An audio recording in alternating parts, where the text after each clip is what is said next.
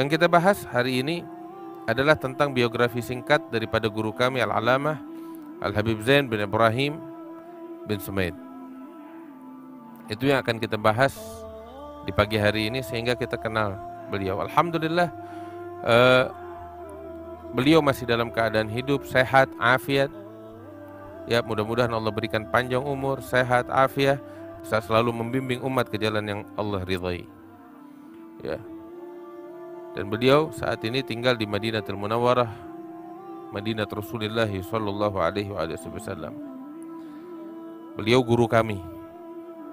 Ya, guru dari kakak-kakak kami, saudara-saudara kami. Ya. Khususnya kakak kami almarhum yang paling tua Sayyid Salim, belajar kepada beliau itu lebih kurang 2 atau 3 tahun hingga kakak kami wafat, ya, dan dikuburkan di Mekah. Belajar kepada Habib Zain bin Ibrahim bin Sumaid selama 2 atau 3 tahun lebih kurang. Nah, sebagaimana saya pun belajar kepada beliau ketika beliau datang ke kota Tarim. Saat-saat kita lagi belajar di kota Tarim, duduk lebih kurang 1-2 bulan di Tarim, kita sempat belajar kepada beliau, membaca kitab, mendapatkan ijazah dari beliau. Sebagaimana juga pada saat kami pergi haji tahun 99 Masehi, berziarah kepada beliau juga, mengambil ijazah dari beliau, ikut makan di hidangan yang beliau sediakan, ya, mendapatkan ijazah secara langsung. Sebagaimana juga beliau datang ke Indonesia beberapa kali, 3 atau 4 kali, ya, atau lebih bahkan, datang ke tempat kami dari zaman Al-Walid masih hidup di Al-Fakhriyah, ya, beberapa kali berbarengan dengan keberadaan Habib Salim bin Abdullah bin Umar Syatiri, dan beberapa kali juga pada saat khatam kitab Sahih Bukhari, beliau berdampingan dengan Habib Salim. Kita membaca Sahih Bukhari di hadapan beliau, dan beliau memberikan ijazah dari guru-gurunya. Di antara guru-guru beliau adalah masyayikh dari Zabid,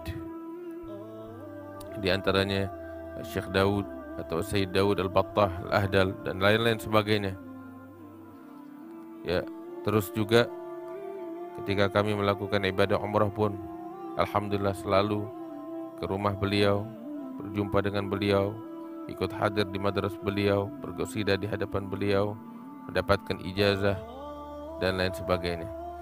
Mudah-mudahan Allah berikan kesehatan panjang umur kepada beliau.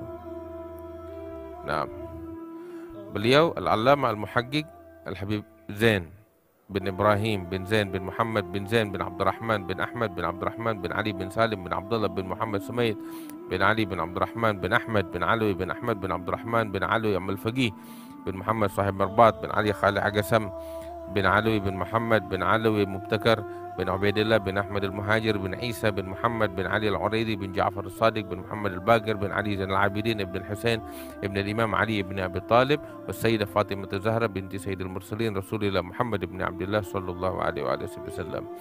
Beliau ini nasab beliau. Nah, kemudian beliau ini lahir pada tahun 1936 Hijriyah, Masehi. 1936 Masehi, dan kalau dengan Hijriyahnya itu 1357 Hijriyah. Lahir di Jakarta. Nah, lahir di Jakarta. Dan beliau itu dari keluarga orang-orang yang berpegang teguh dengan agamanya. Kedua orang tua beliau, Habib Ibrahim bin Sumaid, merupakan orang-orang yang terkemuka di masanya. Sini. Ikut hadir apa? Tuh. Yang terkemuka di masanya. Beliau ini tatkala masih kanak-kanak di Indonesia itu sering dibawa oleh ayahnya Al-Habib Ibrahim bin Sumaid untuk belajar kepada Al-Habib Alawi bin Muhammad bin Tahir Al-Haddad di Bogor, yang saat itu merupakan Al-Habib Alawi pemimpin kaum Alawiyin, ya, di tanah Jawa. Sebagaimana beliau juga rutin menghadiri majelis Al-Habib Ali bin Abdurrahman Al-Habsyi di Kuitang, mendapatkan ijazah dari keduanya. Ya, bahkan ayahnya itu Al-Habib Ibrahim merupakan orang-orang yang melazimi atau berkhidmah kepada Habib Ali bin Abdurrahman Al-Habsyi di Kuitang. Nah, kemudian pada tahun 50 Masehi, abah beliau hijrah bersama keluarga besarnya itu ke Hadramaut. Habib Zain itu waktu usianya baru 14 tahun. Kemudian menetap di kota Tarim. Dan saat itu, saat di kota Tarim, Al-Habib Zain menimba ilmu di Robat Tarim. Dan juga beliau menimba ilmu dari ulama-ulama yang ada di kota Tarim. Tapi secara khusus belajar di Robat Tarim. Sehingga masa-masa beliau di kota Tarim itu, beliau belajar banyak membaca kitab-kitab fikih dan kitab-kitab yang lainnya banyak kepada Al-Habib Muhammad bin Salim bin Hafidh, ayah daripada Habib Ali Masyhur, ayah daripada Habib Umar. Nah, sehingga beliau hafal kitab Az-Zubad Ibn Ruslan, ya, di hadapan Al-Habib Muhammad bin Salim bin Hafidh. Ya. Dan hafal Kitabul Irsyad lil Imam Ibn al-Mughri sampai Babul Jinayat. Dan juga beliau belajar kepada Habib Muhammad bin Salim bin Hafidh itu Kitabul Faraid, kitab nikah, ya, sebagian dari kitab Minhaj, dan banyak daripada kitab tasawuf. Belajar ilmu falak, ya, hafal daripada Hidayatus Shadiq karya Imam Al-Hayy Abdullah bin Hasan bin Tahir. Nah, beliau juga belajar kepada Al-Habib Umar bin Ali Al-Kaf, ya, ilmu nahu, ilmu bayan, ilmu ma'ani, ilmu al-arabiyah. Sebab Habib Umar bin Ali Al-Kaf ini salah satu ulama besar di Tarim yang memang mendalami ilmu bahasa Arab. Sehingga Habib Zain belajar kepada Habib Umar bin Ali Al-Kaf ini kitab Mutammim Ajrumiyah, beliau hafal Alfiyah, dan belajar kepada Habib Umar bin Ali Al-Kaf kitab Alfiyah dan syarah-syarahnya. Sebagaimana juga beliau belajar kepada Syekh Mahfud bin Salim Az-Zubaidi, dan belajar dari Mufti Tarim di masa itu Syekh Salim Sa'id Bukayyir Baghaithan. Belajar kitab Mulhatul I'rab lil Imam Al-Hariri di hadapan Al-Habib Salim bin Ali Al-Khirid. Sebagaimana juga belajar ilmu usul kepada Syekh Fadl bin Muhammad Bafadl. Belajar kepada Habib Abdurrahman bin Hamid bin Muhammad bin Salim As-Sari. Nah, dan beliau merutinkan hadir di majlisnya Al-Habib Alawi bin Abdullah bin Syihabuddin, ya, baik di Rauhah maupun Madras Ribat maupun majlis Syekh Ali bin Abi Bakar Sakran atau Maulid Surur dan lain sebagainya. Sebagaimana beliau juga belajar daripada Imam Al-Arif Billah Al-Habib Ja'far bin Ahmad Al-Aidrus. Beliau hadir selalu bolak-balik kepada Habib Ja'far, mengambil ijazah dari beliau yang sangat banyak. Sebagaimana juga beliau mengambil ilmu dari seorang muhaddits, Al-Imam Al-Allamah Al-Habib Ibrahim bin Umar bin Aqil bin Yahya. Juga belajar dari Al-Habib Abu Bakar Attas bin Abdullah Al-Habsyi, ya, dan banyak lagi.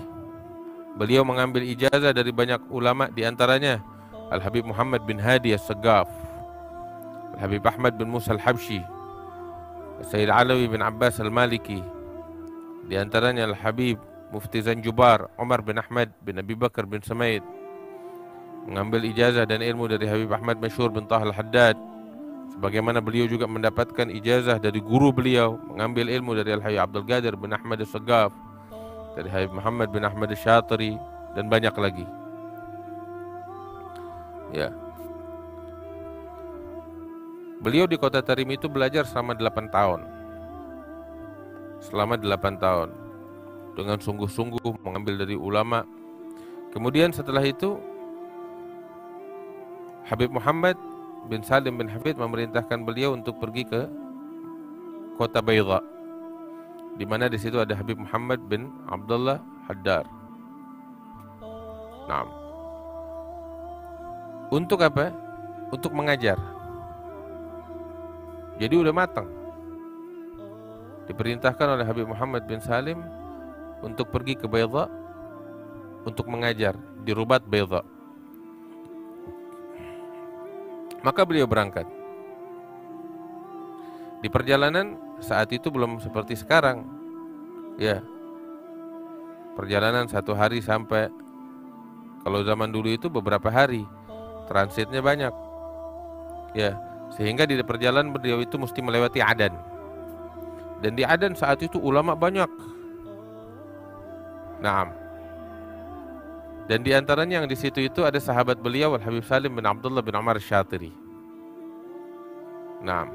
Saat itu Habib Salim bin Abdullah beliau khatib dan imam di satu kota atau satu tempat di Adan namanya Khor Maksar.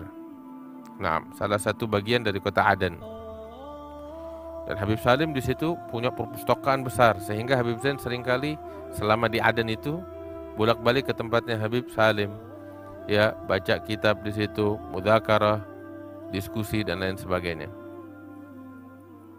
Kemudian setelah itu berangkat ke Baydha, disambut oleh Al Habib Muhammad Al Haddar, dan beliau mulai ngajar siang malam, nggak berhenti mengajar di Baydha, di rubatnya Al Habib Muhammad Al Haddar. Sampai yang istimewa di sini, Al Habib Muhammad Al Haddar menikahkan Habib Zain itu dengan putrinya, dengan putri Al Habib Muhammad Al Haddar, sehingga jadi menantunya Al Habib Muhammad Al Haddar. Nah, dan selama di Baydha selain mengajar, Habib Zain juga banyak menimba ilmu dari Habib Muhammad Al Haddar.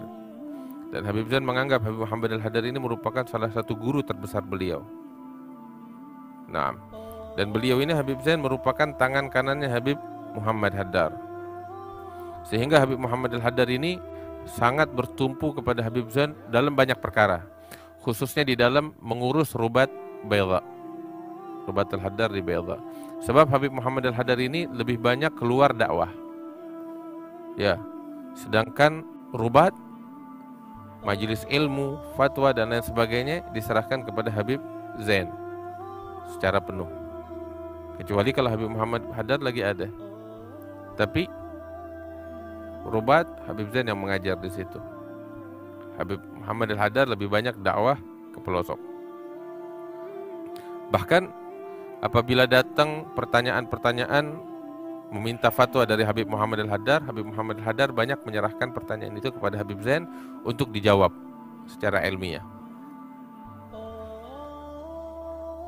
Dan Habib Zain ini tinggal di Baydha selama 20 tahun. Nah, perhatikan di sini, ya. Murid-murid itu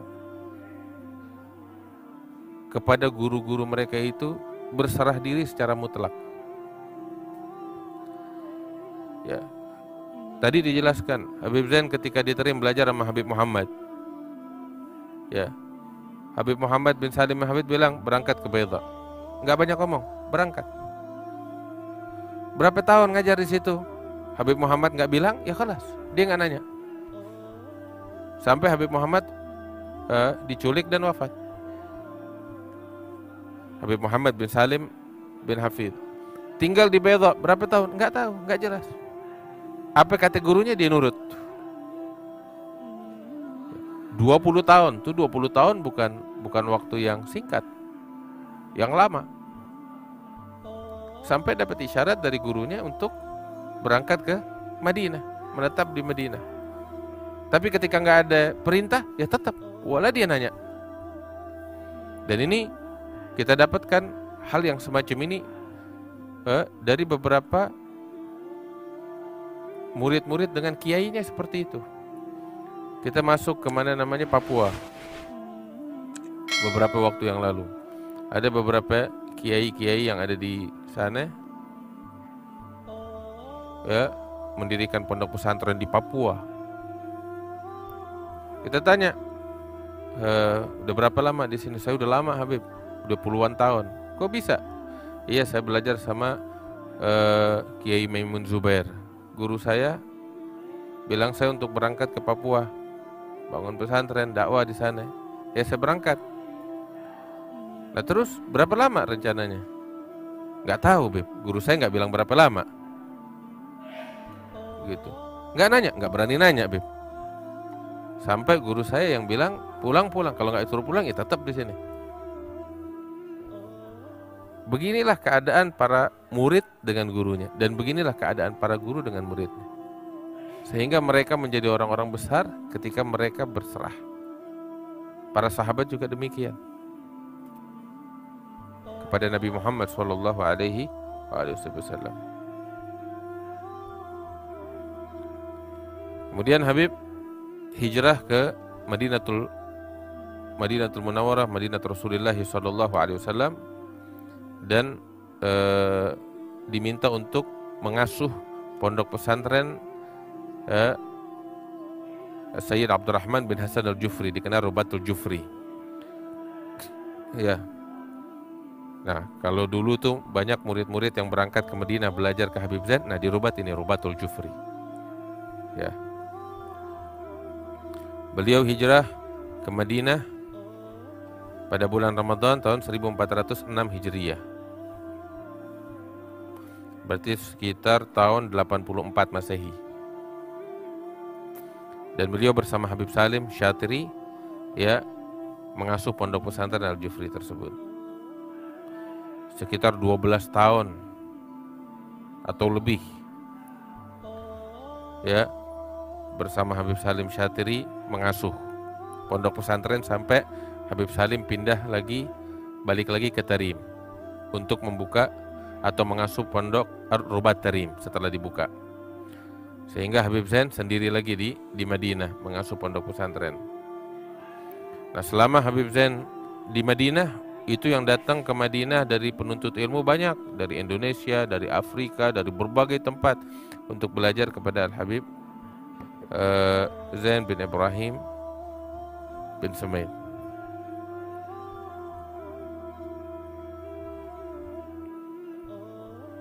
Nah, cuman yang unik di sini,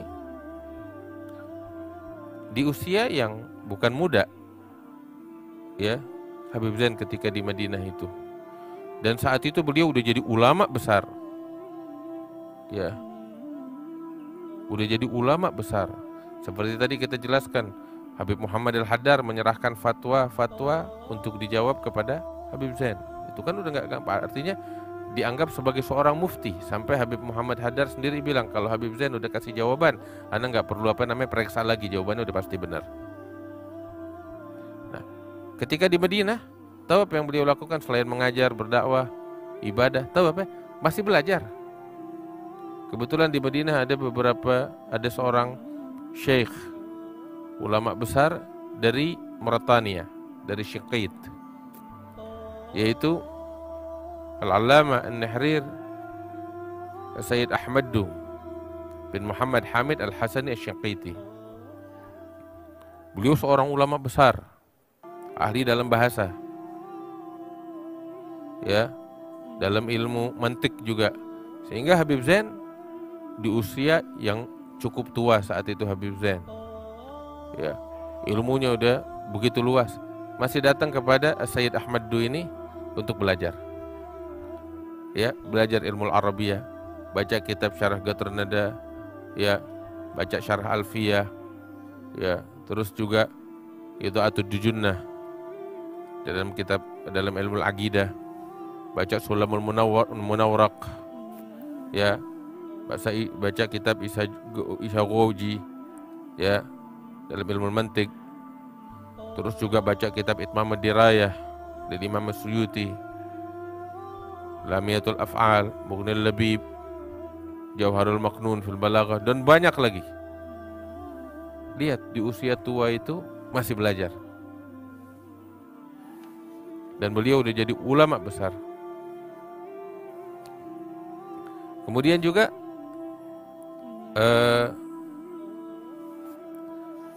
yang istimewa dari beliau ini adalah di dalam mengatur waktu kesehariannya. Nah, ini kan kita ceritakan semacam ini supaya kita jadikan sebagai pelajaran bakal kita. Bagaimana itu kesehariannya? Itu Habib, ya, kebiasaannya itu pertama 24 jam itu dari hidupnya sehari semalam tidak pernah, ya, putus dari zikir kepada Allah. Tasbih nggak pernah lepas dari tangannya. Zikir. Terus nggak banyak ngomong sama orang. Bicara kalau ditanya, atau di dalam dakwah dan mengajar, bas, hanya itu. Atau ketika menghibur tamu, dan hiburannya juga bakal tamu, ilmu. Lain dari itu enggak bicara. Apa yang dia lakukan lain dari itu? Zikir. Diajak ngomong, dia jawab seperlunya. Selesai jawab, zikir lagi. Dan orang kalau lihat wajah Habib Zain, lihat wajahnya tahu betul beliau enggak sama manusia, beliau sama Tuhannya. Dari wajahnya, dari perilakunya seperti itu. Enggak sama manusia, sama Tuhannya. Dan itu saya saksikan beberapa kejadian yang membuktikan itu dengan mata kepala saya sendiri. Di antaranya, pernah ketika kita lagi umroh, saya sama Habib Jindan, kebetulan itu waktu Habib Zain lagi menetap di kota Jeddah. Kita datang kepada Habib Zain. Itu waktu kita diundang makan sama beliau. Datang awal Isya. Begitu datang, Habib Zain lagi duduk di atas sejadahnya. Terus ada tamu dari keluarga As-Segaf. Duduk dia berdua nih, Habib Zain sama tamunya As-Segaf. Lagi ada urusan bicara. Kita datang. Nah, ini tamu udah sama Habib Zain itu udah lama. Lagi bicara panjang lebar. Terus kita datang. Begitu kita datang disambut sama Habib Zain. Kita duduk sama Habib Zain. Di depan Habib Zain. Ini tamu yang As-Segaf, ya, di samping saya. Terus saya sama Habib Jindan. Begitu kita datang, Habib Zain yang tadinya ngomong sama si tamu As-Segaf ini bicara sama kita berdua. Nyambut kita, ahlan usahlan, gimana kabar. 5 menit, 10 menit bicara gitu. Tahu berhenti. Ngelihat ke yang As-Segaf. Nanya, ente sejak kapan di sini? Dia nanya sama si As-Segaf, sejak kapan ada di sini? Padahal dari tadi Habib Zain sama dia. Sampai si As-Segaf ini bilang, Habib, saya dari tadi kan kita ngobrol. Oh iya, benar. Baru ingat lagi. Terus ngomong lagi sama kita. Dia diam, pegang tasbih lagi zikir. Hidupnya cuman sama Allah. Dan itu yang kita lihat dari beliau. Bahkan semua orang yang lihat beliau tahu itu. Ini wajah bukan nama manusia. Ini wajah orang yang sama Allah. Nah, itu kebiasaan beliau, ya, Qiyamul Lail nggak pernah tinggal. Qiyamul Lail. Dari berapa jam sebelum subuh udah bangun tahajud di rumahnya. Terus sebelum subuh berangkat dari rumahnya, itu rumah beliau di Goba, ke Masjid Nabawi untuk sholat subuh di Masjid Nabawi. Habis sholat subuh sampai isyraq zikir, ngaji, ibadah, ada zikir yang beliau baca. Lepas isyraq, sholat isyraq duha, berangkat ke Rubat ngajar. Itu nggak tahu sampai kapan ngajar santri-santri. Habis gitu pulang ke rumah, makan sarapan, makan siang, istirahat, nanti sore ngajar tolabah lagi, rauhah sampai maghrib. Lepas maghrib ngajar lagi sampai sebelum isya. Sebelum isya berhenti ngajar, langsung berangkat ke Masjid Nabawi untuk sholat isya di Masjid Nabawi, zikir, ibadah terus. Dan saya kebetulan pernah berapa kali umrah dapetin Habib Zain sholat isya di Masjid Nabawi. Habis sholat isya beliau zikir, beliau sholat ibadah panjang, sampai itu masjid orang udah pada keluar sepi, beliau masih sholat, masih ibadah. Kita nungguin sampai akhirnya beliau keluar. Nah, pulang ke rumah. Nah, begitu kebiasaannya. Terus lain lagi daras yang tengah malam. Tengah malam ada daras. Saya kalau datang umrah pengen nengokin Habib Zain, boleh. Jam berapa? Jam 11 malam. Waduh. Ada apa? Dia jam 11 malam itu orang pada datang kepada beliau, nggak banyak, sedikit. Daras. Sampai jam 12 setengah 1 malam. Itu daras, baca kitab Al-Haddad dan lain sebagainya. Tiap malam. Lain ziarah ke Uhud. Ya. Lain ziarah Jumat. Walhasil ini kesibukannya. Lain lagi majelis-majelis yang lain yang di luar yang beliau asuh. Nah ini keseharian beliau kayak begitu, istiqomah puluhan tahun. Selama di Madinah kayak begitu. Sehingga banyak yang belajar dari beliau. Murid-muridnya banyak. Ya, diantaranya tokoh-tokoh besar yang belajar kepada beliau. Guru kami Al-Habib Umar bin Muhammad bin Salim Al-Hafidh belajar sama beliau, mendapat ilmu dari beliau. Terus murid-muridnya juga yang tersebar di Indonesia, salah satunya kakak saya almarhum saya Salim bin Affan bin Jindan. Ya, banyak lagi murid-murid beliau yang tersebar di berbagai penjuru. Nah, karya tulis beliau banyak. Ya, diantaranya ini kitab yang kita baca. Ya, dan mudah-mudahan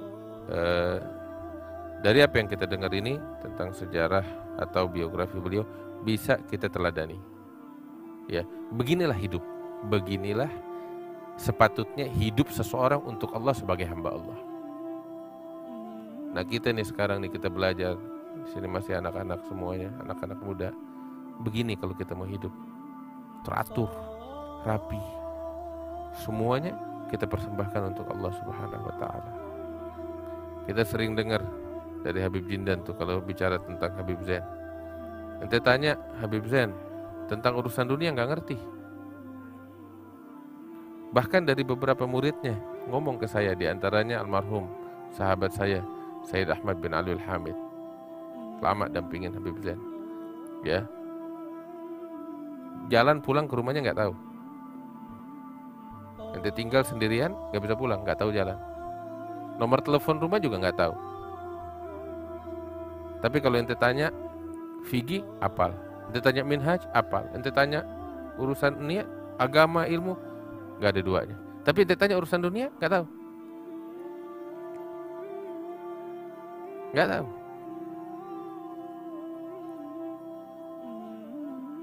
Tuh Sayyid Ahmad bin Alwi Al-Hamid bilang sama saya, nomor telepon rumahnya nggak tahu, jalan pulang ke rumahnya nggak tahu. Yang tapi ilmu ente tanya dia tahu. Begini yang kita dapetin dari guru-guru kita. Urusan dunia nggak tahu. Almarhum guru kami Al-Habib Ali Masyhur bin Muhammad bin Salim bin Hafidh, tahu apa? Pernah datang ke Tarim presiden Yaman, presiden nih, ya sebagai presiden datang ke kota ulama pasti menuju para ulama. Habib Masyhur sebagai mufti Tarim menyambut, diajak ke Darul Mustafa, disambut di Darul Mustafa, ya, diajak keliling. Kemudian santri-santri kumpul di musala, presiden duduk, ya, untuk memberikan sambutan kan. Habib Masyhur diri, ya, dalam sambutannya itu Habib Masyhur bilang sama murid-murid yang ada saat itu, alhamdulillah kita kedatangan presiden Yaman, namanya bingung, berhenti Habib Masyhur, nggak tahu nama presidennya. Dia berkutik Soleh, Ali, Abdullah, apa berkutik, salah nyebut nama presiden. Sampai akhirnya dia udah nyerah nih, berkutek tuh nyebut nama presiden Habib Masyhur. Dia nyerah, dia bilang, ente nama ente siapa sih? Dia nanya sama presiden, nama ente siapa? Ali Abdullah Soleh. Ah iya, itu dia Ali Abdullah Soleh. Sampai nama presiden dia nggak tahu. Tapi kalau ente tanya tentang urusan fikih, dia tahu betul. Kenapa? Nggak punya urusan sama begini. Urusan dia cuma Allah. Urusan dia bimbing umat ke jalan Allah. Urusan dunia nggak ada di hatinya. Di majelisnya nggak disebut dunia. Nah ini orang-orang yang semacam ini patut kita jadikan sebagai teladan. Mudah-mudahan Allah kasih keberkahan bakal kita. Rabbi fanfa'na bi barakatihim wahdinal husna bi hurmatihim wa amitna fi tariqatihim wa mu'afatin minal fitani. Ini kita baca nih kitab insyaallah tiap pagi, mudah-mudahan bawa keberkahan insyaallah bakal kita sekalian.